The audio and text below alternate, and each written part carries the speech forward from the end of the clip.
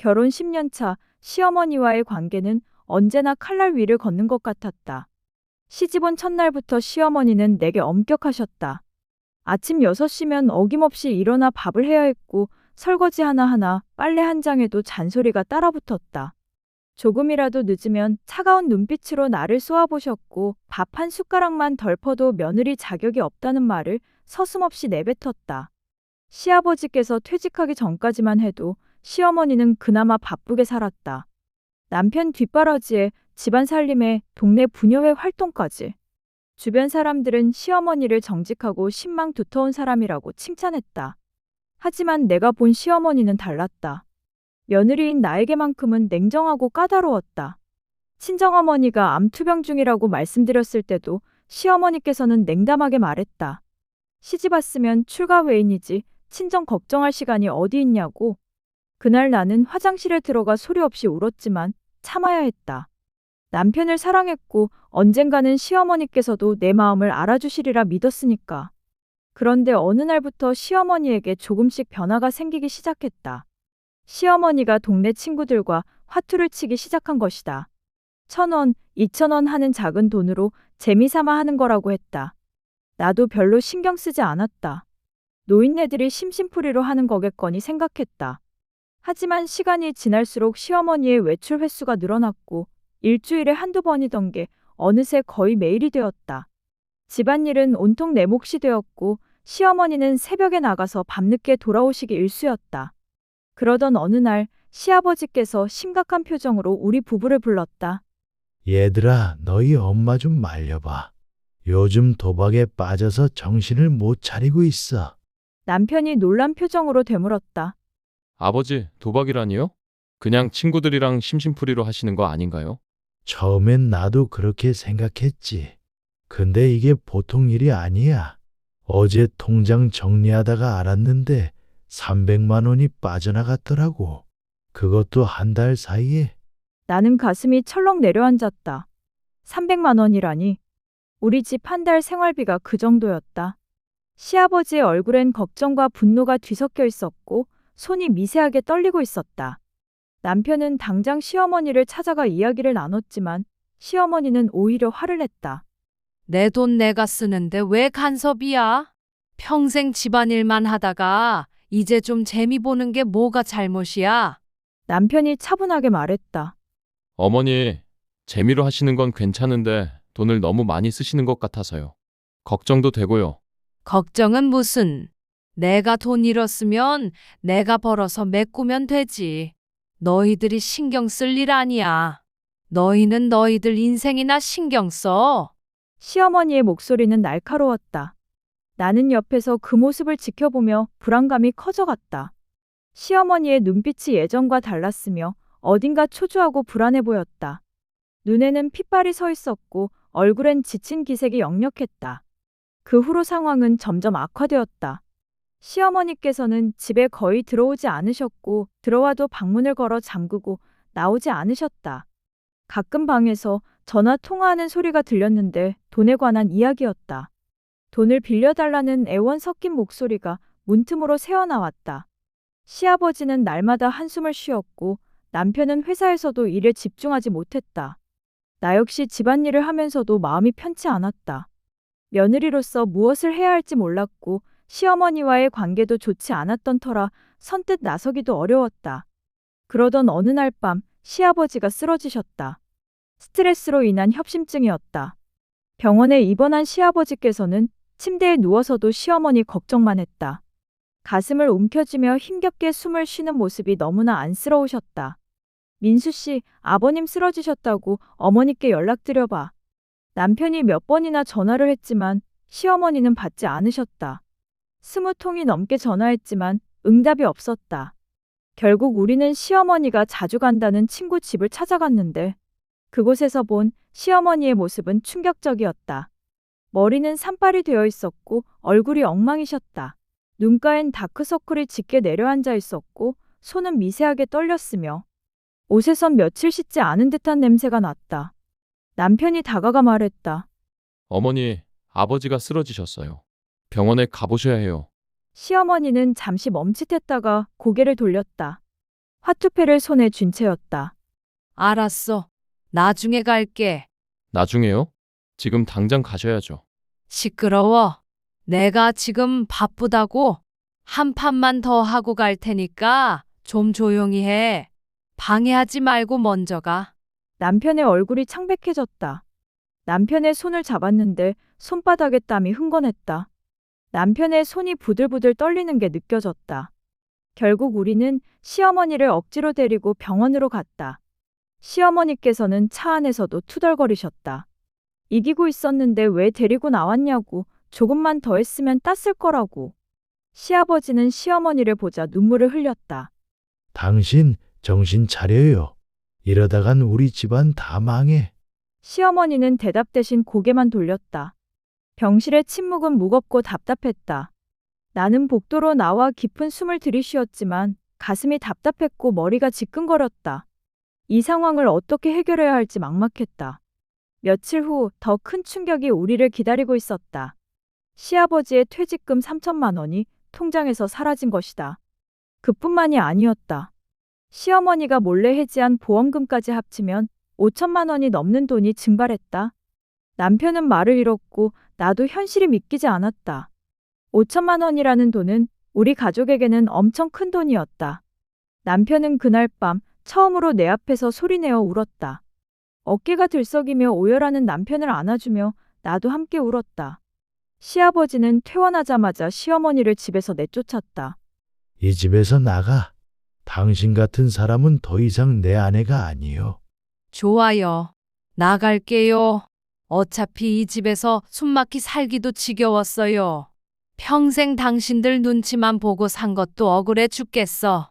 시어머니께서는 짐도 제대로 챙기지 않고 집을 나가셨다. 현관문이 쿵 하고 닫히는 소리가 집안에 울려 퍼졌다. 나는 그 자리에 서서 멍하니 문만 바라봤다. 무엇이 잘못된 걸까? 어디서부터 이렇게 꼬인 걸까?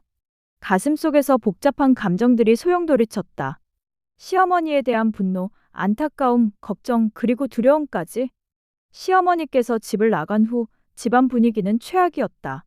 시아버지께서는 말수가 줄어들었고 하루 종일 창밖만 멍하니 바라보며 앉아 계셨다. 식사도 거의 하지 않으셨다. 남편은 퇴근하면 술만 마셨으며 매일 밤 소주 2병씩 마시며 혼자 울었다. 나는 시아버지와 남편 사이에서 집안을 건사하느라 정신이 없었다. 할머니와 할아버지의 싸움을 보며 아이들도 불안해했고 그런 아이들에게도 미안했다. 큰아이는 밤에 악몽을 꾸기 시작했고 이불에 오줌을 싸는 일도 자주 생겼다. 작은아이는 유난히 엄마만 찾았으며 조금만 내가 안 보여도 울음을 터뜨렸다. 이 상황이 언제 끝날지, 우리 가족은 다시 예전으로 돌아갈 수 있을지 알 수 없었다. 그렇게 밤마다 아이들을 달래가며 눈물을 흘렸다. 그렇게 몇 달이 지났고 시어머니와의 연락이 완전 끊겼고 우리는 시어머니가 어디서 무엇을 하며 사시는지 전혀 알 수 없었다. 가끔 동네 사람들을 통해 시어머니가 여전히 도박을 하고 있으며 빚쟁이들에게 쫓기고 있고 어느 날은 시장 골목에서 빚쟁이들에게 둘러싸여 욕을 먹고 있더라는 이야기도 들렸다. 그런 소식을 들을 때마다 가슴이 아팠다. 시어머니가 나를 혹독하게 대했던 건 사실이지만 그래도 남편의 어머니였고 아이들의 할머니였다. 완전히 외면할 수도 그렇다고 다가갈 수도 없는 애매한 거리감이 나를 괴롭혔다. 더 끔찍한 일도 생겼다. 시어머니가 우리 집을 담보로 사채를 쓴 것이다. 어느 날 갑자기 사채업자들이 우리 집 앞에 나타났고 협박 전화가 하루에도 수십 통씩 걸려왔다. 남편도 회사 업무에 관해 회사에서 징계를 받았다. 나는 어쩔 수 없이 아이들을 데리고 친정으로 피신을 해야 했다. 친정어머니께서는 암 치료를 받으시면서도 우리를 받아주셨지만 내 마음은 더욱 무거워졌다.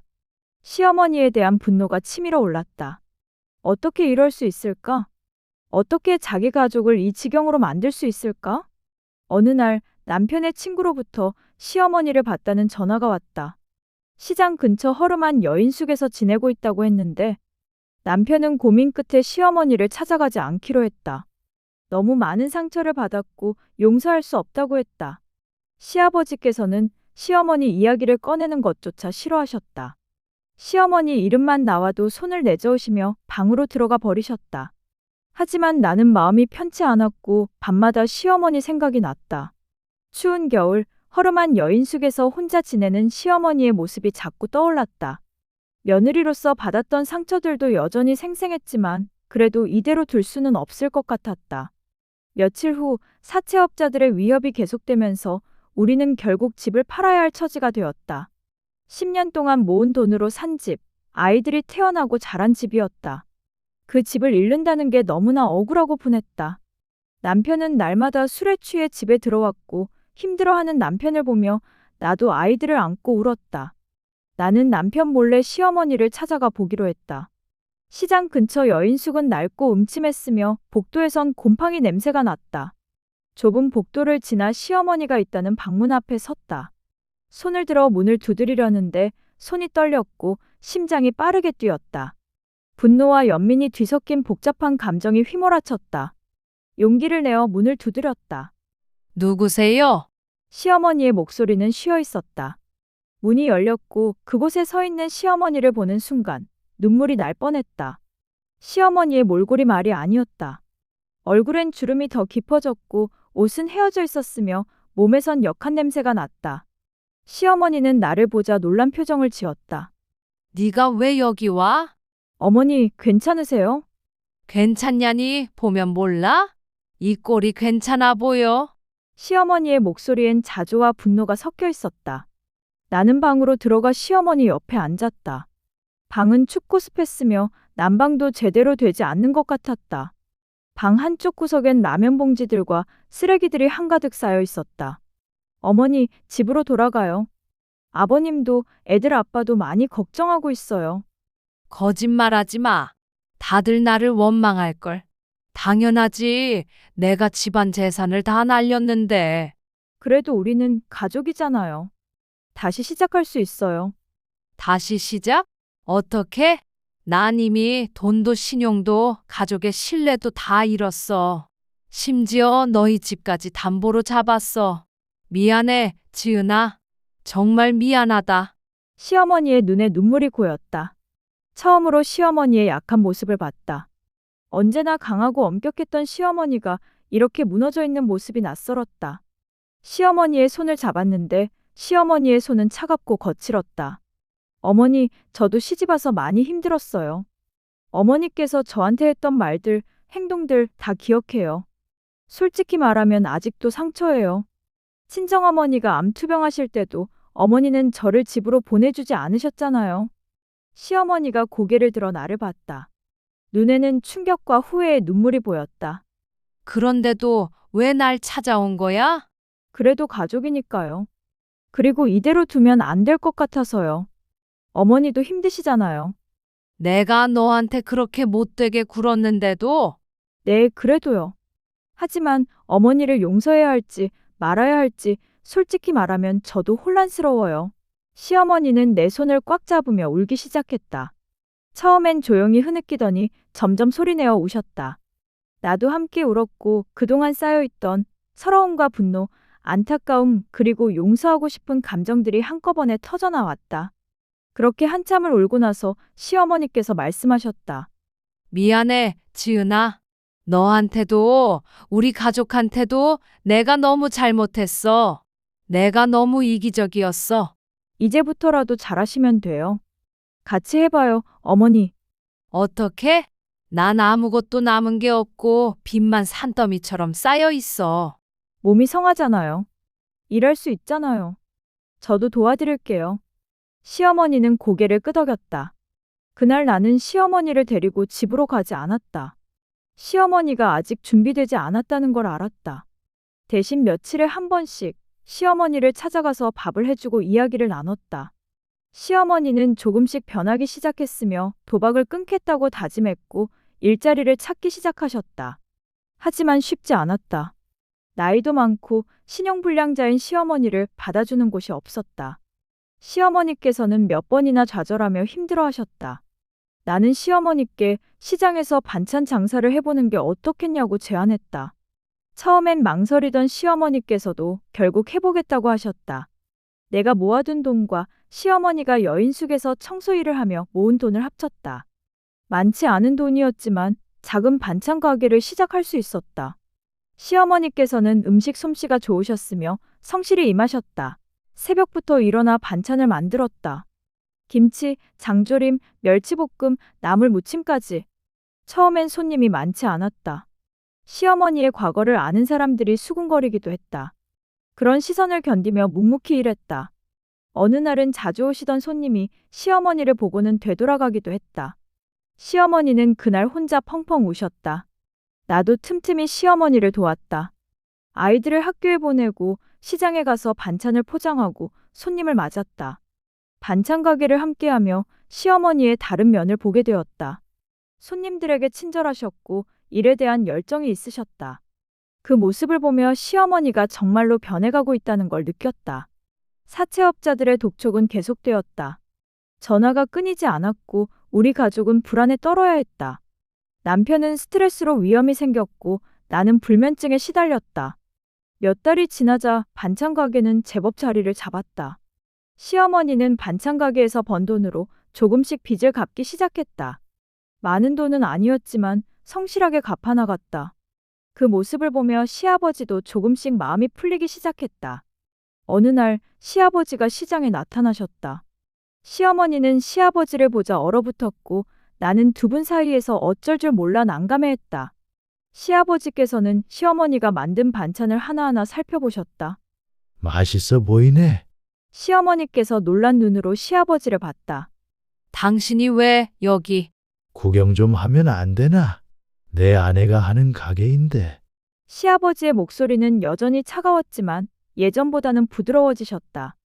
시어머니는 눈물을 글썽이며 반찬을 포장해 시아버지에게 건넸다. 집에 가져가서 드세요. 시아버지께서는 반찬을 받아들고 돌아섰다. 몇 걸음 가시다가 멈춰서서 뒤를 돌아보며 몸조리 잘하고 건강 챙겨. 그 말을 남기고 사라지셨다. 시어머니는 그 자리에 주저앉아 우셨고 나는 시어머니를 안아주며 함께 울었다. 이제 모든 게 조금씩 회복되고 있다는 걸, 우리 가족이 다시 하나가 될 수 있다는 걸 느낄 수 있었다. 그 후로 시아버지는 가끔씩 시장에 나타나셨다. 처음엔 멀리서 지켜보기만 하더니 점차 가까이 다가와 시어머니와 짧은 대화를 나눴다. 시어머니는 그럴 때마다 눈가가 붉어졌지만 웃으며 시아버지를 맞았다. 나는 그 모습을 보며 가슴이 따뜻해졌다. 1년이 지나며 시어머니는 빚의 일부를 갚았지만 아직 갈 길이 멀었다. 반찬 가게는 안정적으로 운영되고 있었지만 사채 이자는 눈덩이처럼 불어났다. 결국 집을 팔았고 전세로 이사했다. 아이들도 학교를 옮겨야 했으며 큰아이는 친구들과 헤어지는 게 슬프다며 울었다. 나는 아이를 안아주며 함께 울었다. 가족 모두 힘들었지만 그래도 무엇보다 시어머니의 표정이 조금은 밝아졌다. 예전에 날카롭고 불안한 모습은 사라지고 평온하고 차분한 모습으로 바뀌셨다. 하지만 과거의 상처는 쉽게 아물지 않았다. 어느 추석 연휴 용기를 내어 시어머니를 집으로 초대했다. 남편은 처음엔 반대했지만 내 간곡한 부탁에 마지못해 허락했다. 추석 당일 시어머니는 손에 가득 반찬을 들고 우리 집에 오셨다. 현관문을 열고 들어서는 시어머니의 얼굴엔 긴장과 기대가 섞여 있었다. 시아버지는 거실 소파에 앉아 계셨고 남편도 어색함에 멀뚱히 서 있었다. 나는 밝게 웃으며 시어머니를 맞았다. 어머니, 오셨어요? 어서 들어오세요. 아이들이 달려나와 시어머니를 보며 할머니다. 아이들은 시어머니를 보자 주저없이 달려가 안겼으며 시어머니는 아이들을 꼭 안으시며 눈물을 흘리셨다. 우리는 오랜만에 함께 식탁에 앉았다. 처음엔 어색한 침묵만 흘렀고 나는 음식을 나르며 분위기를 풀려고 애썼다. 시어머니께서 조심스럽게 입을 여셨다. 맛있게 드세요. 내가 정성껏 만든 거예요. 시아버지가 젓가락을 들어 반찬을 집었다. 한참을 씹더니 고개를 끄덕이며 맛있네. 그 한마디에 시어머니의 얼굴이 환해졌다. 남편도 조심스럽게 반찬을 먹기 시작했다. 식사 중에 시어머니께서 말했다. 가족 모두에게 정말 미안해요. 내가 너무 큰 잘못을 저질렀어요. 평생 용서받지 못해도 할 말이 없어요. 시아버지가 젓가락을 내려놓으시며 그걸 알면 됐어요. 앞으로 우리 가족이 행복해질 수 있도록 서로 노력해 봅시다. 다시는 그런 실수 안 해요. 죽을 때까지 여러분한테 빚진 마음으로 살 거예요. 남편이 말했다. 어머니, 과거는 과거예요. 이제부터 잘하시면 돼요. 시어머니는 고개를 숙이며 눈물을 흘렸다. 나는 시어머니의 어깨를 토닥여드렸다. 그날 저녁 우리 가족은 오랜만에 함께 웃었다. 아이들은 할머니와 할아버지 사이에 앉아 제잘거렸고 남편과 시아버지는 차를 마시며 이야기를 나눴다. 주방에서 설거지를 하면서 그 모습을 지켜봤다. 가슴이 벅차올랐다. 이 순간을 위해 그동안 힘들었던 일들을 참고 견뎌온 게 아니었을까? 시어머니께서 주방으로 들어와 나를 도와주셨다. 지은아, 고마워. 네가 아니었으면 난 아마 길거리에서 죽었을 거야. 어머니, 그런 말씀 마세요. 아니야, 사실이야. 내가 그렇게 못되게 굴었는데도 지은이 네가 날 포기하지 않고 손 내밀어 줬잖아. 솔직히 말하면 어머니께 아직도 서운한 마음이 있어서 저도 처음엔 망설였어요. 알아, 당연하지. 내가 너한테 얼마나 심하게 굴었는데 난 용서받을 자격도 없어. 하지만 용서하고 싶었어요. 미움보다는 사랑으로 살고 싶었거든요. 시어머니는 나를 꽉 안아주셨다. 시어머니의 품에서 처음으로 진짜 가족이 된 것 같은 느낌을 받았다. 그동안 며느리와 시어머니라는 역할 때문에 서로에게 진심을 보여주지 못했던 것 같았다. 하지만 이제는 다르다. 서로의 아픔을 이해하고 용서하고 함께 일어서기로 한 진짜 가족이 되었다. 그날 밤 시어머니께서는 우리 집에서 자고 가셨다. 오랜만에 예전 방에서 잠을 청하는 시어머니의 얼굴은 평화로워 보였다. 이불을 덮어드리며 속으로 생각했다. 사람은 변할 수 있다는 것을, 용서는 약한 자의 선택이 아니라 강한 자의 용기라는 것을. 그 후로 시어머니는 매주 우리 집을 방문하셨고 시아버지와의 관계도 조금씩 회복되었다. 여전히 완전한 예전으로 돌아간 건 아니었지만 서로를 이해하고 존중하려고 노력했다. 시어머니는 반찬 가게를 계속 운영하며 빚을 갚아나가셨다. 함께 일하며 우리는 많은 이야기를 나눴다. 시어머니의 젊은 시절 이야기, 시집살이하며 겪었던 고생, 아들을 키우며 느꼈던 기쁨과 걱정들. 그 이야기들을 들으며 나는 시어머니를 더 깊이 이해하게 되었다. 시어머니도 한때는 나처럼 시집살이를 하셨고 그 시어머니에게 혹독하게 시달렸다고 하셨다. 그 상처가 무의식 중에 나에게 전해졌을 거라는 말씀을 하셨다. 그것을 이해한다고 해서 모든 게 용서되는 건 아니었지만 적어도 미움은 조금씩 사라져갔다. 3년이 흘렀다. 시어머니께서는 빚의 대부분을 갚았다. 그날 시어머니는 가족들을 모두 불러 모았다. 시아버지, 남편, 나 그리고 아이들까지. 시어머니는 우리 앞에 서서 고개를 깊이 숙이셨다. 여러분, 정말 감사합니다. 특히 지은아, 네가 없었으면 난 지금 여기 있지 못했을 거야. 나는 고개를 저으며 어머니께서 스스로 일어서신 거예요. 전 그냥 옆에서 지켜봤을 뿐이에요. 아니야.